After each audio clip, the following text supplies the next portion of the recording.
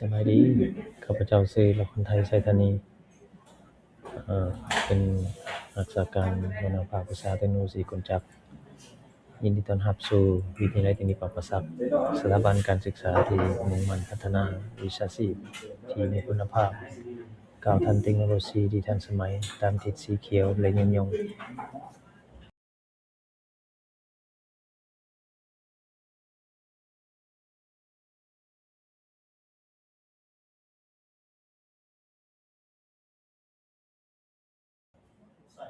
วิทยาลัยเทคนิคปราศักดิ์เป็นสถาบันวิชาชีพชั้นนำที่มีชื่อเสียงยาวนานสร้างตั้งขึ้นก่อนหมู่ในวิทยาลัยอาชีวศึกษาทั่วประเทศเป็นสถานที่เรียนรู้ที่ทันสมัยมีห้องปฏิบัติงานครบชุดพร้อมโดยครูอาจารย์ที่มีความเชี่ยวชาญและหลักสูตรที่ตอบโจทย์ตลาดแรงงานในปัจจุบัน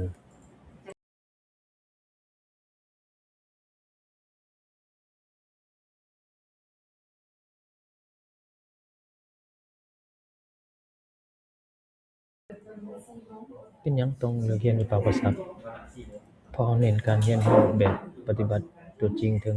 70% มีโอกาสร่วมมือกับบริษัทชั้นนำทั้งภายในและต่างประเทศพร้อมบรรยากาศการเรียนที่ส่งเสริมความคิดสร้างสรรค์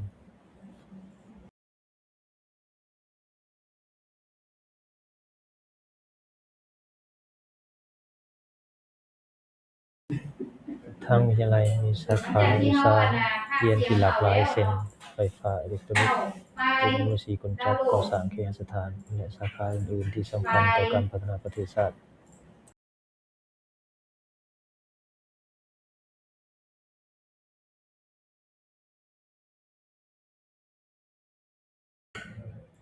นอกจากนี้ยังมีสาขาด้านธุรกิจและบริการเช่นการบัญชีเลขานุการการค้าอิเล็กทรอนิกส์รวมถึงการโรงแรมและท่องเที่ยวเพื่อปูทางสู่อุตสาหกรรมการบริการที่เติบใหญ่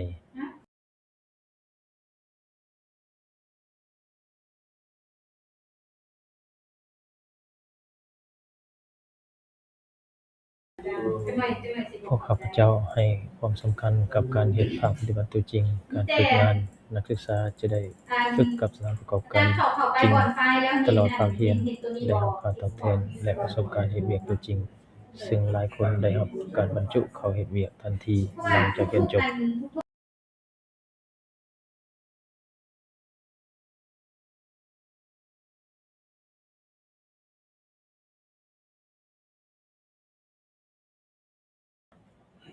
ทางด้านสิ่งอำนวยความสะดวกพวกเรามีห้องทดลองไฟฟ้าและคอมพิวเตอร์ที่ทันสมัยศูนย์ฝึกสร้างโลหะและสร้างเครื่องจักรที่ได้มาตรฐานสากล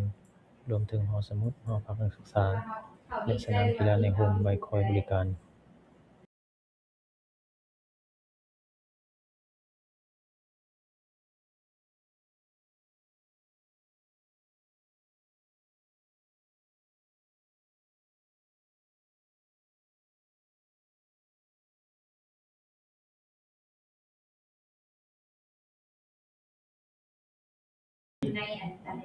นอกจากการเรียนแล้วภาคประชายังส่งเสริมกิจกรรมนอกหลักสูตรเช่นการแข่งขันฝีมืองานระดับชาติระดับอาเซียนจัดกิจกรรมกีฬาศิลปะวัฒนธรรมและการสร้างเครือข่ายสัมพันธ์ระหว่างนักศึกษาลาวและนักศึกษาต่างประเทศ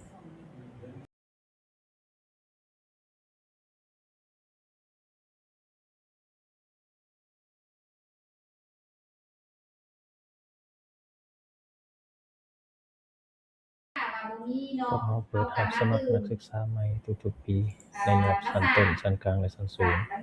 เอกสารที่ต้องเตรียมมีใบประกาศและคะแนนจบมัธยมรูปถ่ายสามารถสอบถามข้อมูลเพิ่มเติมได้ที่แผนกกิจการนักศึกษา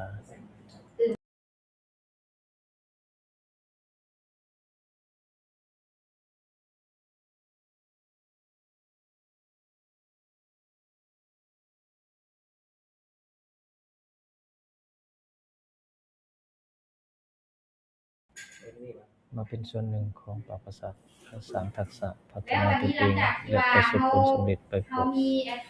กับพวกเราติดต่อได้ที่คณะที่ปรึกษาตั้งอยู่บ้านดอกจันทน์เมืองจันทบุรี